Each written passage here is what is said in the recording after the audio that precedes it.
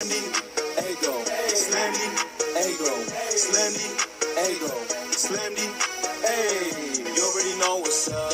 What's that? Another home run. But you know the job ain't done till we hold that trophy up. Hey. What's going on, everybody? Welcome, episode 599 of the Talking for Hours podcast and YouTube show. Ben Fadden with you here on May 20th, 2024. Padres, they take 3 out of 4 from the Atlanta Braves. Obviously, this is not the top super healthy Atlanta Braves team, but it's still the Atlanta Braves. It's still on the road.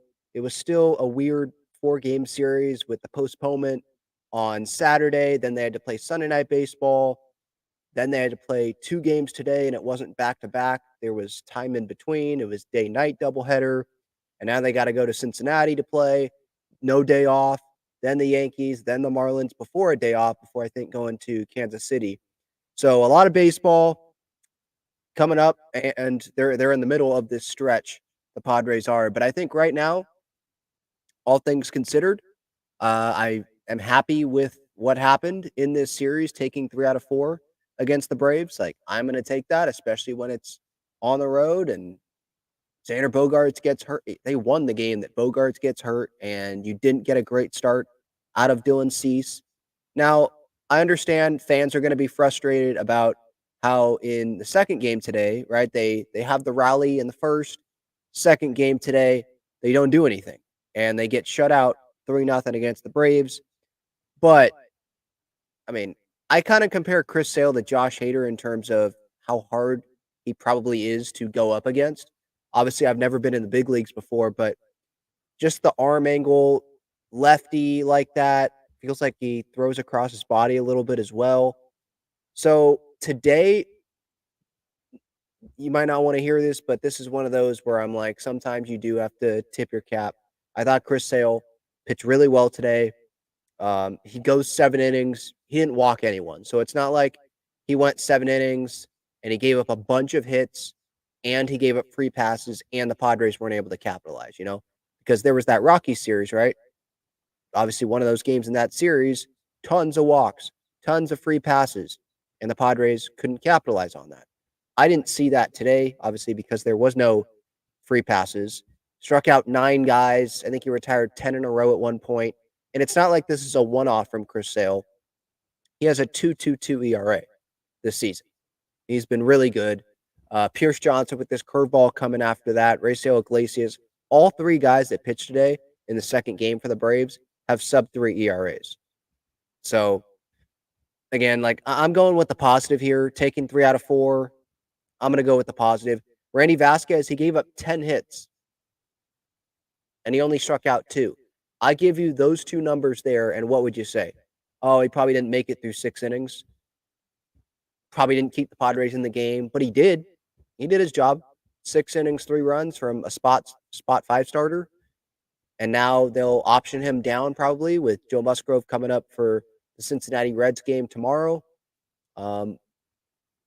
What is disappointing, right, is like the Padres not being able to capitalize on getting a good outing from someone at the back of their rotation. That has happened this year. So if you do want to point to something negative like that, yeah, that's totally valid. Something also, excuse me, that is valid as a concern to point to is the Xander Bogaerts injury. And the latest update that we have for that comes from Mike Schilt via Kevin Acee. And it seems like it's the best update that it can be. Obviously, I assume everybody knows this. Game 1 of the doubleheader, Xander had to come out in a 4-0 game at the time. Makes a dive, reminds us of the Trevor Story injury, and he's out for the season, by the way. It doesn't seem like that's what's going to happen here with Bogey, which is good, but we just don't know how long he's going to be out for. He immediately was in pain, couldn't even get the ball in, was trying to call for time, had to flip it to Kim. And Mark Rigo, the head trainer, had to come out there, and Bogaerts couldn't make it another play, had to go right off the field. But, the Padres, they still came and won this game, so that's definitely a positive. The initial imaging done on Bogaerts' shoulder was negative, which is a good thing. If anyone, like, you hear the word, it's weird, right? You hear the word negative, but it's actually a positive because of the imaging. Padres, as of Monday night, calling the injury mild shoulder inflammation. Bogaerts is expected to receive further treatment Monday and be examined again on Tuesday. Schultz says he's got stability more than it looked like he might have, and he's got some strength and some range of motion. More time will tell, but at least the initial feedback is initially best case scenario. So that's great. And like Schultz did point out, like that was a big play. Padres win by 1 in that game. Bogaerts made the diving play that prevented a run from scoring. So that was huge. Although he got hurt, he did help the Padres in that spot there. And I think overall he's been pretty good with his transition to second base this year. So overall, like, crossing our fingers that he's not going to have to be out for a long time. I doesn't seem like he's going to play on Tuesday. Wouldn't be surprised if he doesn't play the rest of the road trip and they just give it time and see what happens when they come back home. I don't know if they're going to have more resources when they come back home to look further into Bogaerts, and maybe they don't want to push it. And so they're going to wait till they get back home, do more stuff, see how he heals, how is that recovery, and then more imaging done or whatever that process is. I'm not a doctor, so I'm not going to act like I know what happens after this. But right now, inflammation, negative on the imaging. So hoping for the best. Bogey, yeah, we can get on him for his performance this year. It hasn't been good, but he has gone to the Axe Bat, which he isn't that big of a fan of. If you read Kevin Acey's Padres Daily this morning, not the biggest fan of that. He doesn't feel like he can go to the opposite field that great. So we'll see how long he continues with that when he gets back on the field. Hopefully he gets back on the field. I feel like saying that he's out for a long time would be a stretch, just based on the information that we have at the moment right now. But obviously we'll see what happens there. But going into today, he had a 6-game hitting streak. So he was, it seemed, at least results wise, starting to turn it around. And for him mentally, when he was doing a little bit better at a time earlier this year, he still didn't feel like he was locked in and his swing felt good. He was saying to the media that he was feeling good.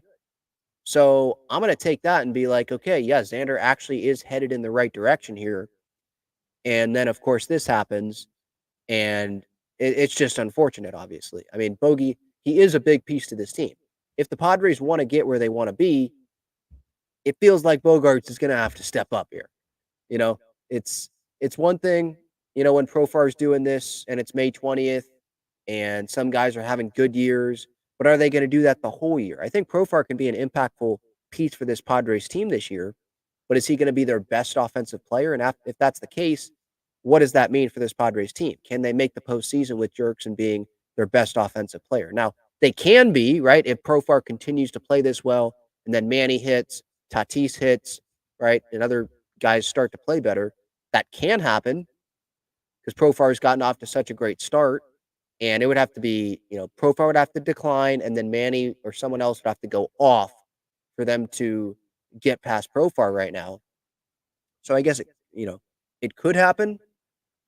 But no doubt, more production from other guys is going to be needed. I think the bullpen being more consistent, like really finding their roles. Jeremiah Estrada has been really good. So, this Bogaerts thing, I kind of compare it to, and I don't know how many people are following the NBA playoffs, but I compare it to the Minnesota Timberwolves with Karl-Anthony Towns. And he kind of had that label before this postseason of like being on a losing team. Like he's not a winner.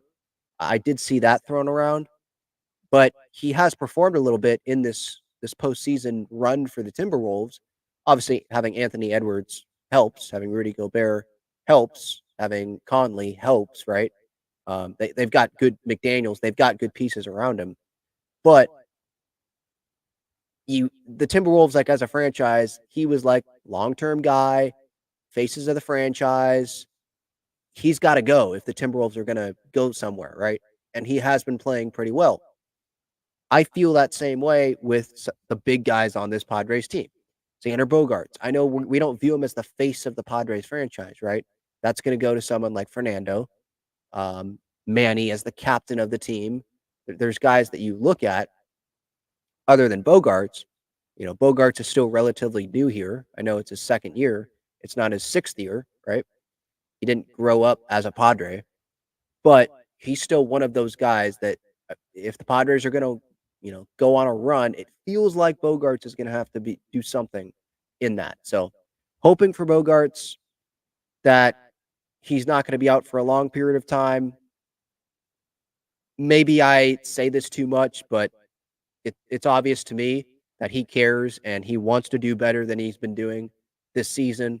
He's working at it, doing whatever changes he needs to do, switching to the axe handle.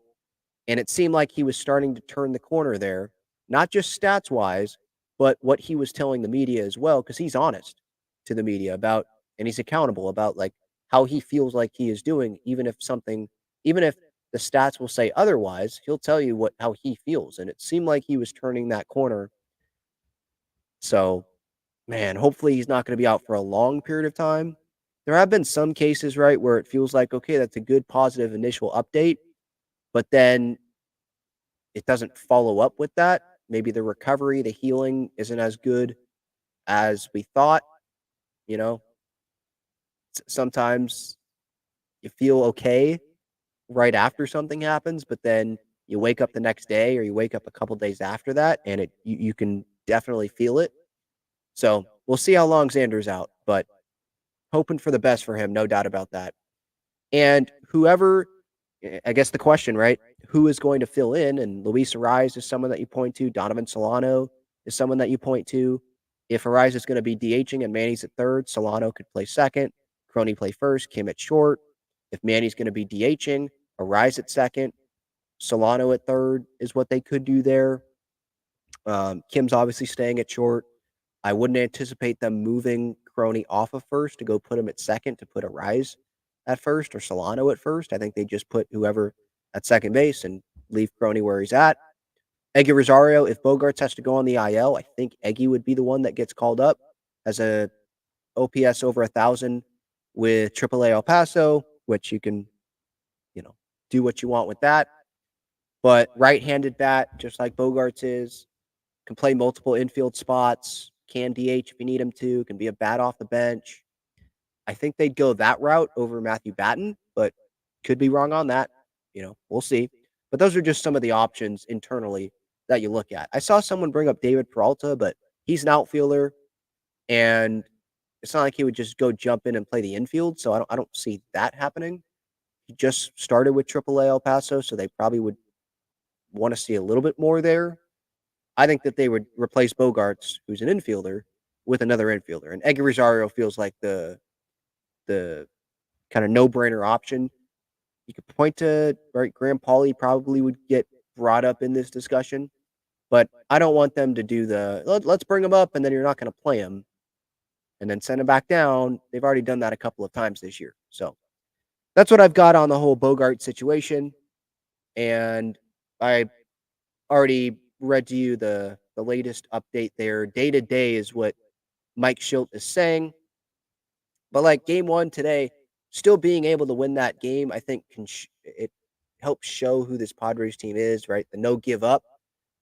There's times like today, for example, first game. I'm not going to act like I was thinking that the Padres were going to come back and go win this game. They were down.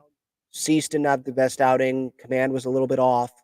Bogaerts gets hurt. It just feels like, okay, things just aren't going to go the Padres' way in this, especially in this first game. Just wasn't going to happen.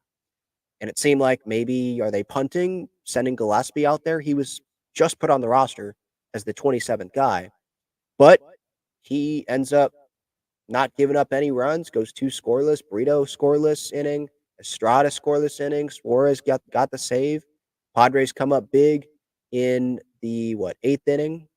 1 run in the 7th, 4 runs in the 8th, not trying to do too much. Merrill with the grounder, right, to bring in a run. And then Crony came through. Manny came through. Merrill came through a couple times, actually. Crony with the single. Manny taking that ball down and putting it in the gap. I know Padres fans have been getting on Manny, obviously, because he has not performed up to expectations so far this season as well. And some of the first pitch stuff and grounded into double plays. But I saw something on social media. I don't know who put it out, so apologies. And I'm not going to say the exact numbers because I don't have it in front of me.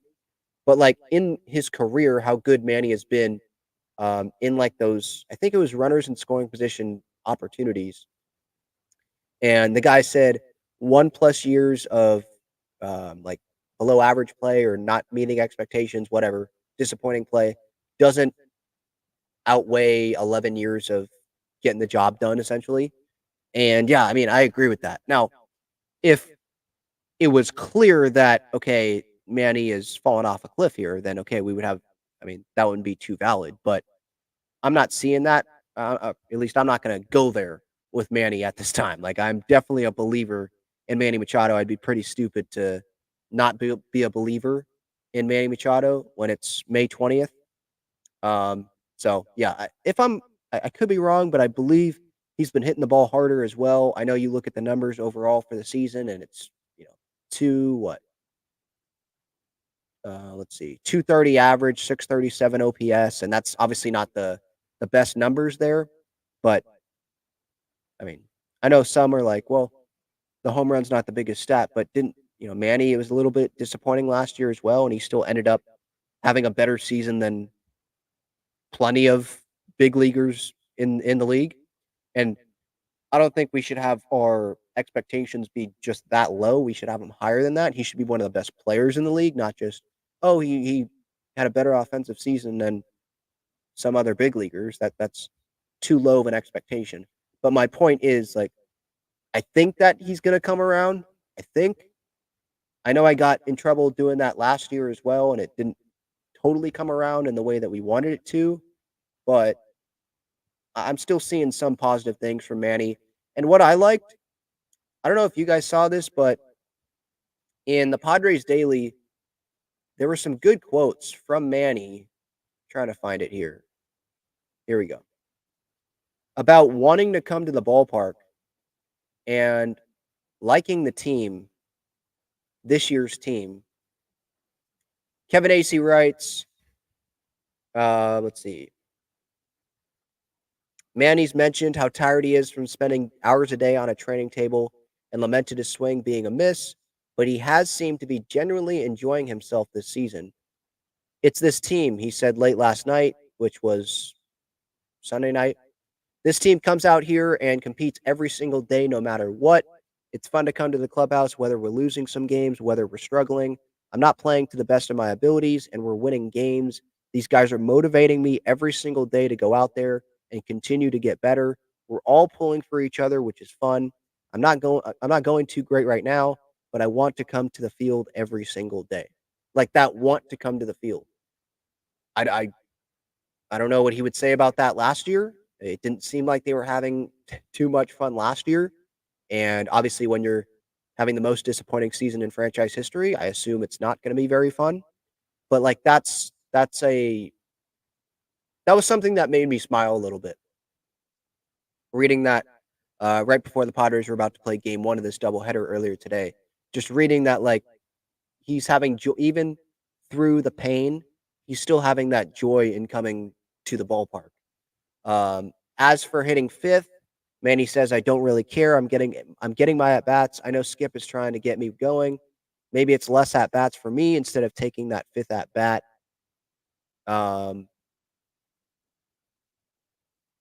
Yeah, so that's really what I got there from the Manny quotes, and I like that. And there was also the Xander. I think it was yesterday. First game this season, put 3 balls in play at 100 miles per hour or greater. So, like, it's, again, as I said moments ago, it feels like things are turning around for Xander, so it just sucks that it sucks whenever an injury happens, but especially when it felt like he was finally starting to feel better offensively at the plate. Because as we know, he was in a big funk offensively. I didn't say this at the beginning of the show, I don't think, but just a reminder, if you want to join the show, and you're live here, click that link pinned up at the top of the chat. I will get to the comments. I will get to the super chats, obviously. Definitely. Those support the channel. I appreciate that very much. Today, just overall, like there were up and downs, obviously, right? Like with the Bogaerts injury, the offense not doing much in game 2, but as much as some don't like when I say it or when some other people say it, and I don't like when you say it against like the Rockies, but when it's Chris Sale, I'm going to say, well, if you watch the game, he was pretty nasty today. So I'm fine taking 3 out of 4. It's not the Rockies. Obviously, getting swept is unacceptable against the Rockies, but taking 3 out of 4 in Atlanta against the Braves, considering the circumstances as well, like I'm going to take that every day of the week. That's just where I stand on it. Tatis, speaking of another scary thing, what a catch he had, by the way. Amazing catch. But I think that he scared the living heck out of all of us, right? Whoever was watching this game. When that ball was down the line and he goes into the fence in right field and he is down sitting on the dirt on the warning track, and he kind of slouches down, puts his arm down on the dirt, and we're like, oh no. Because it wasn't the same reaction as the Bogey injury, where we're like, Bogey, I mean, he was really in pain. Like, you could tell. Like it's just one of those things, like you just start kind of rolling around a little bit when you're in massive pain. With Tatis, he kind of sat there. So I guess that was a positive sign that I probably should have noticed right then and there. But trainer Mark Rigaud, he had himself a day, huh? He came running out to make sure that Toddy was good, and it seemed like he was good because right the next inning, I think he came up to the plate and he was swinging big, hacking, big hacks. So thankfully, we don't have 2 of the stars down. It's 1, and hopefully that 1 is not going to be out for a super long period of time. Tatis, I did want to look at Tatis, just how he's doing recently. 756 OPS, which that's not, the Tatis that we want. We want that OPS to be, 900 plus, at least 800 plus, and that's just not where it is right now. So, got to get more out of him. But first 3 games of the series against the Braves, he combined for 4 hits. This last game went over. But if you just look at the hits, right, you're seeing a little bit more consistency there. You're not seeing as many stretches of games where he's going over, which is a positive. But I think we can all admit we haven't really seen like Fernando Tatis Jr. We haven't seen that great version of him consistently yet this season. Haven't seen that really from Manny either. So hopefully they can get it going. The good news is it's May 20th, and adding Luis Ariz to the lineup, I mean, he had some good at-bats today. The bat speed, I'm never going to get tired of talking about his quick bat speed and just how even balls outside the zone, he's not going to strike out, so he's going to foul that pitch off or he's going to take that thing the other way. Jackson Merrill does a really good job of doing that as well. So there, Profar continues to be great this year, 944 OPS. The Sunday night baseball game yesterday, a blowout win, 9-1. Crony had a homer, Campy had a homer, Kim had a homer, and it was just like, yeah, this is a fun game to be watching. Yep, because those Sunday night games, sometimes they just don't perform that great. But there's been some games where Carl Ravage doesn't seem to be super enthusiastic because the Padres are doing well in these Sunday night baseball games. I know if I was talking to him right now, he'd tell me, like, I don't have a bias against the Padres. Us national guys, we don't have a bias against the Padres. It just feels like that. And it's funny because we get that from every fan base.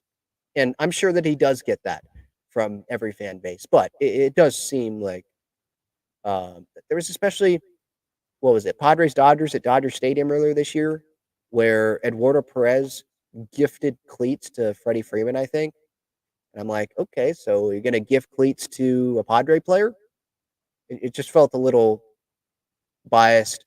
The Fox national broadcasts, I mean, they can't say Joe Davis all he wants can say, and they didn't do it because their game got rained out on Saturday, but he was in Atlanta. He was going to do that game. He can try to say all he wants that he calls it straight down the middle and he'll get excited for Padres calls, but we know that he is the Dodger play-by-play TV guy. So, like, if I was in that spot, it would be kind of hard for me to be straight down the line and be super enthusiastic. If, let's say, I was the Padres announcer and I go to a Dodger game nationally and the Dodgers hit a big home run, I'm probably not going to be jumping out of my chair like that. So I do understand that and try to put myself in their shoes a little bit. But thankfully, we did not have to hear Joe Davis on Saturday because that game got postponed, and that's why there was that doubleheader today.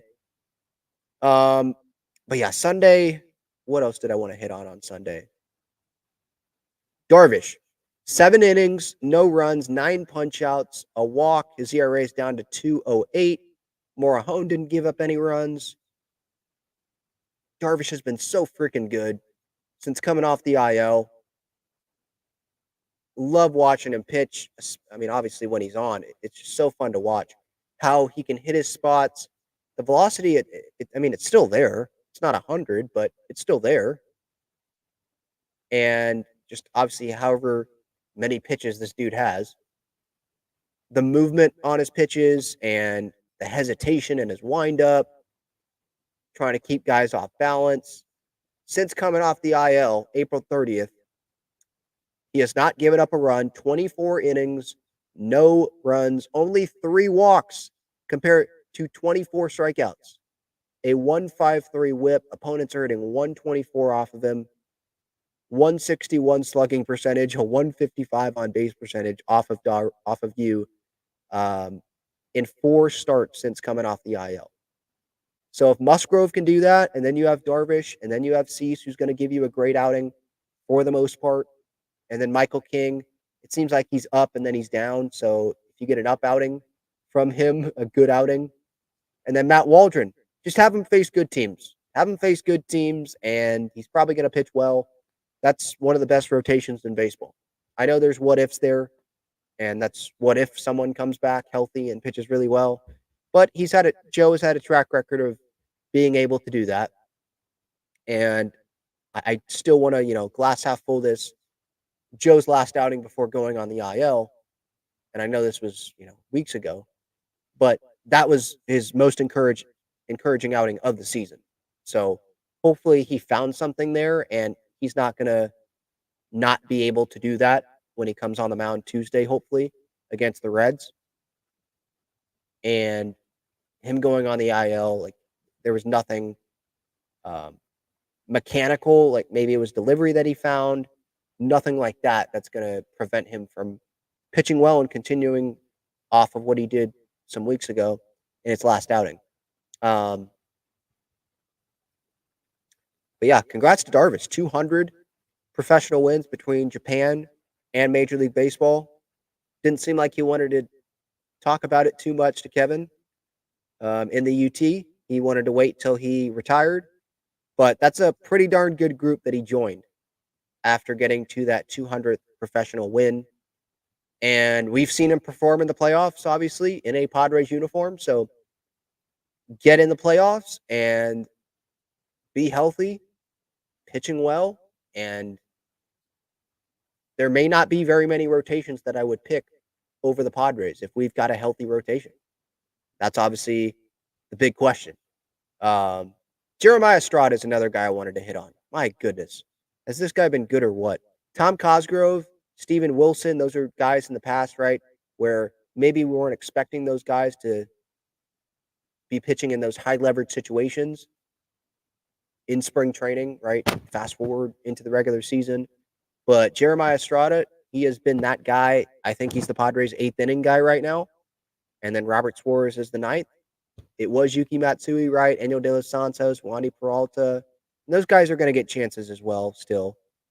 But if Jeremiah Estrada has a sub-1 ERA and he's pitching this good, I'm sorry, you're leaving him in there to be the 8th inning guy. First game of the series, he gets his first career save. Suarez got the hold. It was interesting because if you were watching the game closely, what was that? Game 1 today. It was 3-4-5 when Estrada came into the game. And if you're going based on the logic from the first game of the series, Suarez would have pitched the 8, not Estrada. But they switched it. First game, they had Estrada pitch the 9th, not against the meat of the Braves order with Suarez. And Suarez allowed a couple base runners there, actually, in that first game. This next time, Suarez just pitches the 9th inning. And there was no issue there. They were able to get through it. But I thought that was interesting. Schilt did say after that first game, when Estrada got the save, he wasn't going to do that every time. So there you go. He was true to his word right there. I did see this on social media from Lance Brozdowski, a tweet about how Jeremiah Estrada has tweaked his how he holds his splitter from 2022 compared to 2024. I retweeted it on my Talking Friars account, so you can go look at that there. But he was holding it. It almost looked like it's a circle change from this angle a little bit. But then for those that are on the YouTube, hopefully I'm going to show this properly. He was like this, but now with the baseball, he has that second finger right next to where, like, if you're throwing a circle change, some have probably thrown the circle change, add that finger right next to it, and it seems like that's the grip that he's using for that splitter there, and it's working. I guess Lance Brozdowski spoke to Jeremiah Estrada, and Estrada was saying how he learned the grip by watching videos of Eric Gagne and added his own tweaks. So, and probably Ruben has helped. It seems like, because I think it was Dennis, maybe it was Dennis, who put out a piece about how Ruben has implemented a new pitch with pretty much every pitcher on the major league staff that he's come in contact with since he's come to San Diego. So, like, always looking to improve. How can you add another option to make it tougher on the opponent? So maybe not everyone loves that sort of stuff, but I love seeing that. And so I wanted to mention that and give Jeremiah Estrada his flowers because he deserves it with the start that he has gotten off to. And the bullpen, we know it's been up and down, and he spent some of that time in El Paso. He had a 6.75 ERA in the big leagues with the Cubs in 2023. Not a lot of sample size, 10 2/3 innings, but not the best results. 8 earned runs in 10 2/3 innings. Gave up 4 home runs in that span of time. So far this year, he's given up 1 home run in more innings already. 9 games, 2 holds, a save, 15 punch-outs compared to 4 walks. Opponents are hitting 103 off of him, has a .69 ERA. So, great job, Jeremiah. Get the applause button. Game 1 of this series, Matt Waldron, my goodness, just keep throwing him against the Dodgers and the Braves, please. He performs. 5 2/3 innings, 1 run, 10 punch-outs. You look at the ERA, and Marcell Ozuna was telling that to the Atlanta media. He was telling this, like, pretty much not believing the ERA based on what he was seeing from Waldron on, when was that? Friday? Thursday? When was this game? Feels like such a long time ago. Friday night. He was essentially saying, like, what? Matt Waldron? He has a 5 ERA? No way. Because of how nasty he was. That breaking ball, the breaking balls too. But the knuckleball was working, used it over 40% of the time. And I know you guys have probably heard me say this before this year, but if it's working, throw it. Throw it more. It's not a fastball where guys are going to start smacking it if you throw it, 70% of the time. If the knuckleball's not working, yeah, you're going to get pounded. But if it's working, I love what he was doing and how he approached it and how he upped that usage rate of that knuckleball. And he might walk a couple guys, but I'm going to 10 punch outs of the Braves lineup. And I get it. Acuna's not last year's Acuna right now. Austin Riley wasn't in the lineup. But you can only face the lineup that is put in front of you. And Matt Waldron has done his job in every outing, I think, against the Dodgers and the Braves so far this year. I put a stat out about this on Friday. Sorry, I'm scrolling down to try to find this here. Here it is. Matt Waldron versus the Dodgers and the Braves this season. So May 17th, first game of this series, 5 2/3, 1 earned run. May 11th against the Dodgers, 5 1/3, 2 earned runs. April 13th against the Dodgers, 5 innings, 1 earned run. So I think the bad outings really get stuck. Excuse me. They really get stuck in our heads sometimes, because I get that all the time on social media, or someone will DM me like, "No, not Waldron again. The offense better score some runs tonight," because like they remember the Arizona Diamondbacks outing, where something's not working and he gets pounded. That's going to happen when you have someone like Matt Waldron. And we got to remember, he's the Padres 5-star. He's not the ace. So when you're in the back of the rotation, you're going to probably not be dominant, or else you'd be at the top. You're not going to be dominant every time out. But he has shown up when there have been fans that have doubted him going into these games against these NL pennant contending teams, going in and you're like, oh no, Matt Waldron on the mound. And he may not go 7, but he goes 5. He goes 5 1/3, 5 2/3. And he definitely keeps the Padres in games. And not just keeps them in games by giving up 3, 4 runs maybe, but 2 runs, 1 run. So he keeps doing this. Yeah, he's going to keep getting those opportunities in the rotation. No doubt about that. So he had the breaking ball working, not just the knuckleball. But yeah, I loved what I saw there. And then the bullpen, Matsui, De Los Santos, Suarez, Estrada, no runs allowed in that game. And sure, they didn't do a ton off of Fried, but they did get to him in that 1 inning. And that's all it took. It was just hard contact. 5th inning, hard contact. Profar, Crony, loved it. Only went 2 for 10 with runners in scoring position, so you'd like that number to be better. But when you have the pitching like you had on Friday, and you get to a starter in that 1 inning, you take advantage of that, where he's just throwing stuff over the middle of the plate, or getting too much plate, attack. Sometimes all it takes is having that one big inning, and that wasn't a huge inning. They didn't score like 5 runs or anything, but that will be enough, and you can get the 3-1 win. You're not going to win 5-something all the time.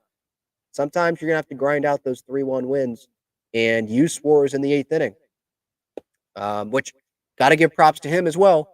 Not just props for the 3+ or the 4+ outings that he's had this year, but when he does something like he did on Friday, where he goes and pitches in the 8th inning, not the 9th inning, and says, you know what, I'm giving up a save, but this is when my team needs me. 2, 3, 4 coming up in the order. That's when my team needs me. And so I'm going to go get these outs. And he did. He allowed a couple base runners, but that's what he did. Didn't give up any runs, so loved it. Team player. And sure, some will say, well, it's easy to do that when you have your money, and so that's why Josh Hader didn't do it last year. But what's the difference between pitching the 9th and pitching the 8th if you're only going to go 1 inning, right? Let's just say the Padres said last year, and I'm probably wasting time going back, and so I'll be brief with this, but 8th versus 9th. What's if the most important outs at some point last year were the 8th inning, not the 9th? Josh Hader, why didn't you go pitch the 8th inning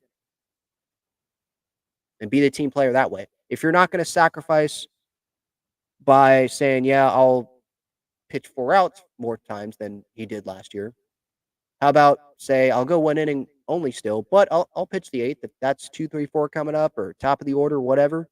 and you think that's the best outs, I'll do that. Maybe the Padres didn't approach him about it because they didn't want to deal with it. I don't know. Maybe that was talked about last year, but that thought just comes to my mind when we see Robert Suarez go pitch the 8th inning. That's all. But overall, again, in this series, taking 3 out of 4. Obviously, the Bogaerts thing with the health, that's a big question. But yeah, I'm going to take 3 out of 4 every day of the week. You got good pitching performances out of Waldron, Darvish, and Randy Vasquez was solid today. And Dylan Cease, I'm not worried about him. He's had some of these outings and then he bounces back. Um, in fact, I'll pull up the game logs of Cease so far this year just to kind of prove what I'm talking about here. What outing was that? So here it is. It was against the Phillies. Yeah, that's right. 6 innings, 5 earned runs on April 27th. His next outing against Arizona, May 3rd, 6 2/3, 1 earned run. Next outing after that, May 8th, 7 innings, no runs. So he can bounce back from it.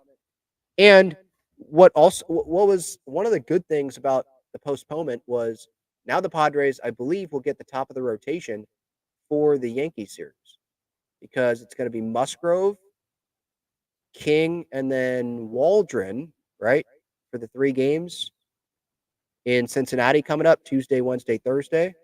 So that would set up top of the rotation, Darvish, Cease, Musgrove, I think, for the 3 games against the Yankees. So that should be a fun weekend there. Or is it 3 games or 4 games against the Yankees? I forget. It might be a wraparound against the Yankees. But anyway, top of the rotation. That's my point. All right. Quick break, and then I will get to the chat. Check out Gaglione Bros' famous cheesesteaks and garlic fries on Friars Road. You can visit their website, gaglionebros.com, for their entire menu and enjoy their cheesesteaks and fries at Petco Park and Snapdragon Stadium as well. All right, let's get to the chat. Happy Monday, Daniel. That's right. Happy Monday, John. Thoughts on the future of Randy Vasquez? I think that's TBD, to be determined, I think. Because you see flashes, maybe the bullpen's going to be a better spot for him. I'd like that location to be better, right? Like, I think that's one of those. But I see the upside. I see the talent. So whether that's him getting traded for a piece that's going to help this team now, whether it's him going down to AAA or wherever the best spot is for him, they'd probably just send him to AAA anyway, which I expect them to do when Joe gets activated for Tuesday against the Reds. Keep working, see what happens. Could be a good depth guy. And if that's the case, like, let's remember what happened in the Juan Soto deal. It's 1 year of Soto. They got a starting pitcher in Michael King, who's had some really good outings this year. It's been a little bit mixed, right? But some really good outings. There's the potential, multiple years of control. Brito is a good arm as well that could go up and down, could be bullpen, could be rotation. Part of that trade helped them get Dylan Cease. So right there kind of helps, validate this trade as well. They got back good pieces, impactful pieces for Juan Soto. And if Vasquez, all he ends up being is a depth guy, it'll be a little bit disappointing, but I don't think it'll be the end of the world. I think I would ask, okay, what happens with King? Does he end up being a solid 3 starter or 4, whatever? What happens with Brito? And does Cease pitch really well? And so that, validates part of that deal, right? Flipping Thorpe that they got from the Yankees and including him in that Cease trade, which I believe him and Iriarte, I believe, are off to a really good start in the minors for the White Sox. But it's the minor leagues. I don't think really anyone wants to talk too much about that right now. John says, what, 750 against a tough team on the road? I'll forgive that Rocky sweep. I won't. I mean, I'm just not going to forgive getting swept by the Rockies, but they came and took care of business. They did what they need to do in Atlanta against the Braves. when you're coming off getting swept by the Rockies, you take that step forward against the Dodgers, those 4 straight series wins, but then you take a couple steps back when you get swept. Because it's not like you win one game and, okay, you only went 1 under 500. No, 3. Like, there's gap. That's a gap there, That's a difference. So, I'm not forgiving that. If they make the postseason, then whatever. But as of now, like, I can't just sit here, "Oh, I'll forgive the Rockies sweep." The players will say it's baseball. Manny will probably say that. It happens, and I understand it does happen. Good teams do lose. It's baseball. Even the best teams are going to lose 70 times a year, right? So if you put it into that perspective, okay. But I keep having that thought from last year where they missed the playoffs by 2 games, and we could point to so many games from last year that they should have won those games. You're not playing good teams, and you just can't take advantage of it. But yes, John, they did take advantage, or they did come to Atlanta and do what they needed to do.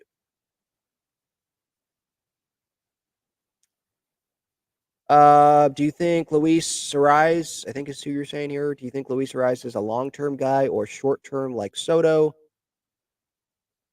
I think that's to be determined as well. Because of how this game is going, I don't think Ariz would be like this big contract. So I think that there's definitely a case for him to be a long-term guy here, which I think would make a lot of Padres fans happy with, the history of Tony and all that, right? If I had to guess one or the other, I would say long-term over short-term. Because it's just totally different from Soto, Ariz, great bat to ball, but Soto brings the exit velocity. He brings the power. Um, there's just some things that Soto brings that Ariz doesn't, and that's why we're hearing Soto for the $500 million contract. And how old is Ariz? 27. Soto, I think, is 26 when he's going to be a free agent.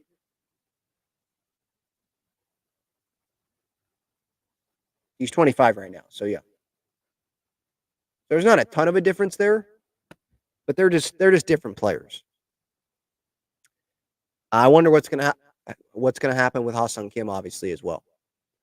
All right, so a reminder about some of the other great partners of the show: Breaking Tea, Padres, Aztecs, Wave, shirts and sweatshirts. The Wave, by the way, play against Angel City, big rivalry in LA coming up this week. And then Underdog Fantasy. If you use my code Talking Friars or click that link in the description, as you'll see in the banner for the YouTube audience, you will get to claim your special pick and first time 50% deposit match up to $250. And for SeatGeek, code Talking Friars, $20 off your first order there. Let's see where I left off here. AJ says players can always bounce back. Jake Cronenworth was given up for dead last season. Fans just need to stay patient with Xander because there's no doubt he is trying. I understand the fans not wanting to be patient, though, because he was given so much money. And this is the second year of disappointment. Because last year, overall, was a disappointing first season for Xander. And then this year, it's even worse. The start, right? And I think coming off of last year, fans are just pissed off that, and clearly I'm still pissed off about what happened last year, and we're never going to be able to get that back, about how talented that team was on paper, and they didn't even make the postseason. And Xander was a contributor to that. And so it just compounds, right? We're pissed off, want to make the postseason this year, and Xander, you're not living up to your contract. I think that's where the impatient fans come from. And I think it's also something to note, social media is not real life all the time. Those that are the loudest on social media, I don't know how to say this, but I feel like the loudest, they can change their opinions a lot you know, or they're going to stick to that opinion regardless of what happens. Um, there was that whole standing ovation thing for Xander on social media, right? And it felt like, okay, maybe. But then when that time came, there wasn't really a standing ovation. I did, but there wasn't really a standing ovation for Xander. Not everyone is on social media. It feels like everyone is, but not everyone is.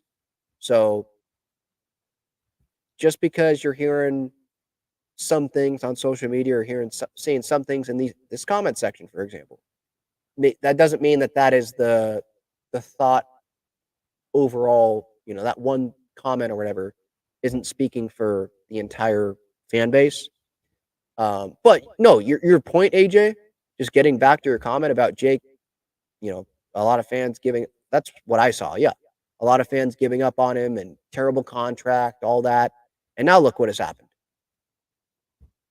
He's outperforming, at least AAV wise. AAV wise, excuse me. He's outperforming that on what he's producing for this Padres team right now, I think. So, when I had Haas on, he was preaching patience with Xander as well. Now, you cannot want to do that because it's Haas that's saying it, but Haas is someone that's a respected player around Major League Baseball and gonna trust the track record of Xander. Yep, I agree, John. Luis Rise definitely a rare commodity, contact hitting. Having him and Jackson Merrill in this lineup, Profar as well, but him and Merrill definitely, it's refreshing for sure. Yeah, I agree, David. This series was pretty chilled besides the Xander injury. We just played good baseball. Yeah, I mean, the second game was a little disappointing, right? Obviously, with the offense not doing a ton.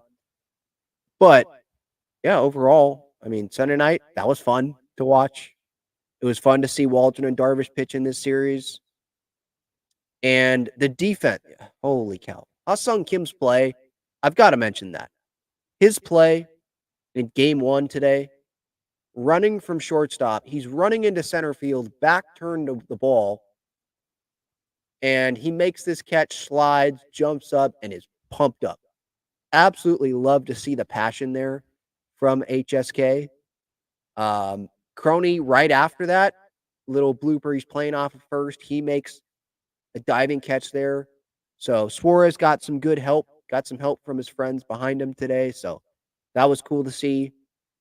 Yeah, it was overall, it was a pretty fun series to watch. Yeah.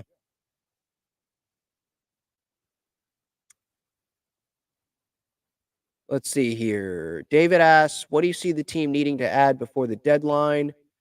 Probably another starter. I know it's May 20th, so we're ways away from that still. But another starter, you can never have enough pitching.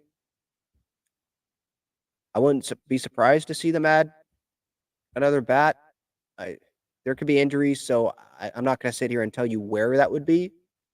Another reliever, wouldn't be shocked at that either. So, look, Preller, if he's going to be active this early with Cease, right, and Arise, big impactful moves, he's not going to do anything at the deadline. Like, I find that hard to believe. So, there's something that's going to happen, I would think.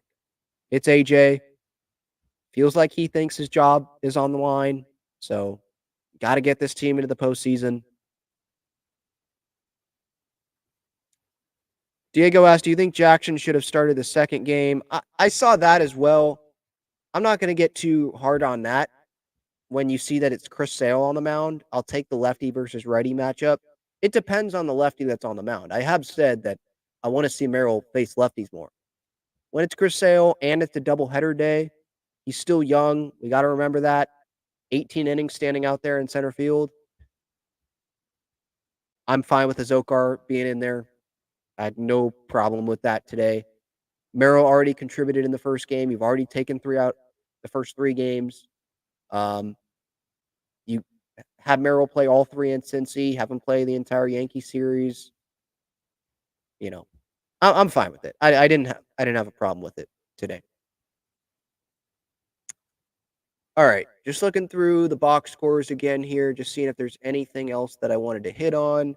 Any other questions before we wrap this thing up? Cincinnati Reds for 3 games coming up. Elly De La Cruz, they were showing a graphic on the broadcast, kind of previewing this Red series. He hasn't been doing great, I don't think, as of late. I'm going to pull his numbers up here real quick.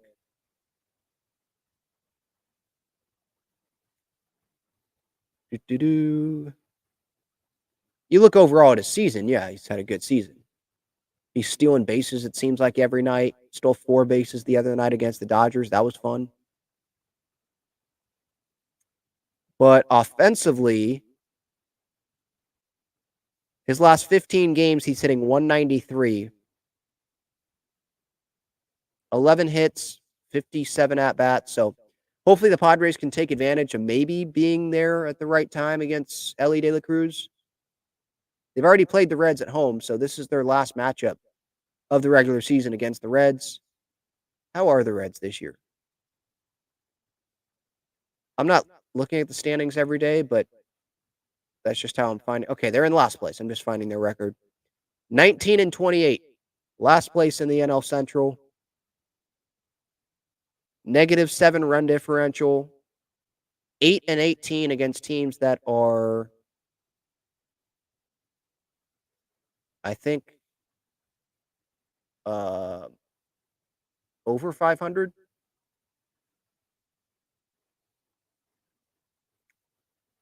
9-13 at home, 10-15 on the road, which doesn't matter because they're playing at home.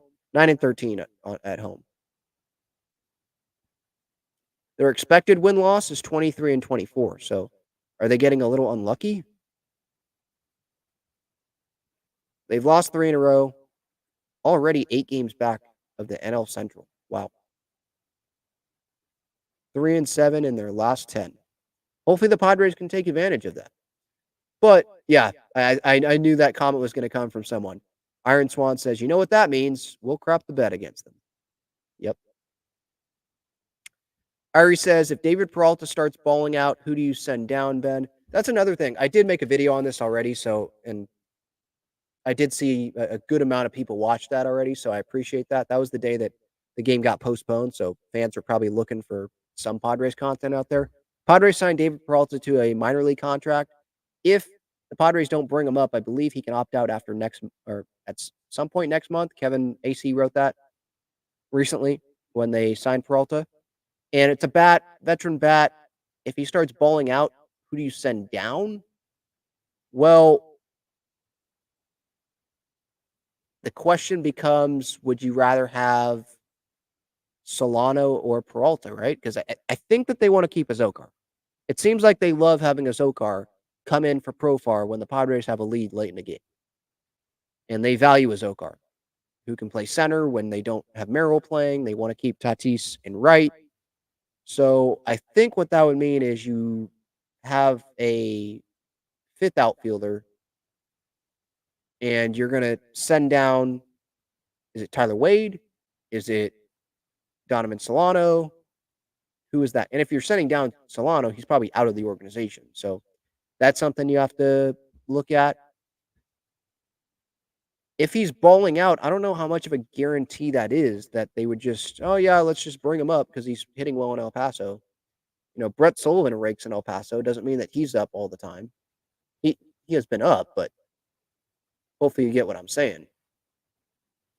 Let's take a look at the Padres depth chart. Yeah, bench guys, Wade, Solano. Those are the 2. And then Azokar. Between those 3, one of them go down. I think they value Azokar, so I think it would be between Wade and Solano. An injury could always, make it a easier decision. But, and I know this isn't a great answer, but I don't know. Because I do value Sugar as well defensively. It's nice to have his wheels. It's nice to have the defense. With Tyler Wade, You have a Rise, you have Solano. Do you need Tyler Wade? I know they value the speed. He has been impactful. I think he's been a little bit more impactful than I thought he was going to be this year for this Padres team. But at what point do they cut bait with Tyler Wade and say, yeah, we'd rather have David Peralta? The thing is, though, with David Peralta is he doesn't do the same things that Tyler Wade can do. I don't think that he's not going to go play the infield. He's not as versatile as Tyler Wade.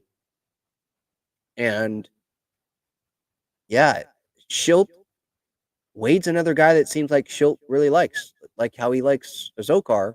Those two guys, I think Schilt values those guys. So I don't think that, I don't know to answer that question. I don't think that if David Peralta plays well, I don't think that guarantees the Padres are going to call him up because he's playing well.